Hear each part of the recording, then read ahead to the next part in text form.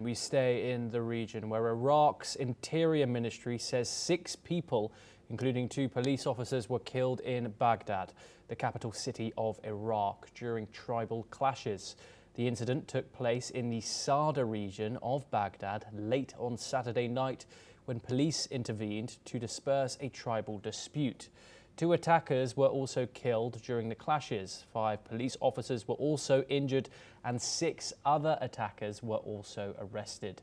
In response, regional security forces continue to conduct raids and searches in the area to prevent further violence.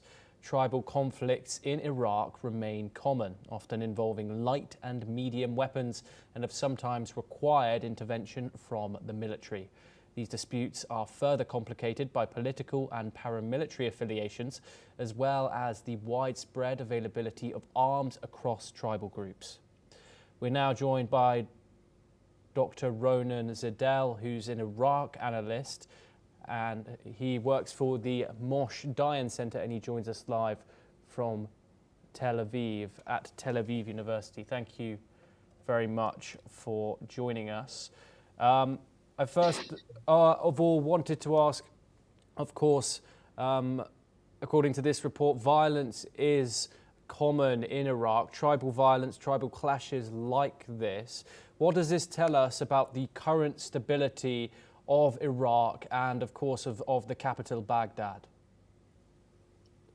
Well, Baghdad is rather stable, and the background of causes for this kind of violence is tribal and more like criminal than anything else. I don't think there was a political background for the shootout in this suburb of Baghdad. It also happens in the suburbs of Baghdad and not in the center of the city, although occasionally there's a spillover to the center of the city. Suburbs of Baghdad are more tribal.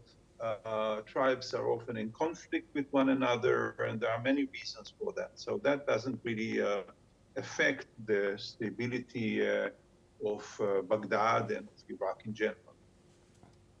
Yes, and Doctor, how is Iraq now as a nation? Of course, many people still hold the memory of part of the past. Is this a common occurrence in the region? You say the capital is mostly stable. What more is there to know? Is it a misunderstood place? Yeah, you could say so. I mean, tribal violence is rather common in the suburbs of Baghdad and also sometimes in the countryside. I keep hearing reports about shootouts in Sadr city, for example, almost on a weekly basis, something like that. It doesn't really affect those who stay in the center of the city, and most people live in the center of the city. And there are many causes for this kind of internecine tribal violence in Iraq. It doesn't really mean anything about the political situation. It adds a bit of tension to the situation because I mean, people might get shot. Also, and it's not connected to this violence, there are elections in November this year, and the elections are promised to be interesting, with some more tension and more tension after the elections, because possibly the winners would not be able to establish a coalition right away. It would take time. Plus, of course, you have all the geopolitical elements around Iraq adding to the tension and to the rather fragile situation, I would say. Dr. Zidel, how effective is the state in managing clashes like this? Obviously, Baghdad has an unstable history. How do you analyze in such a historically unstable place how the state can handle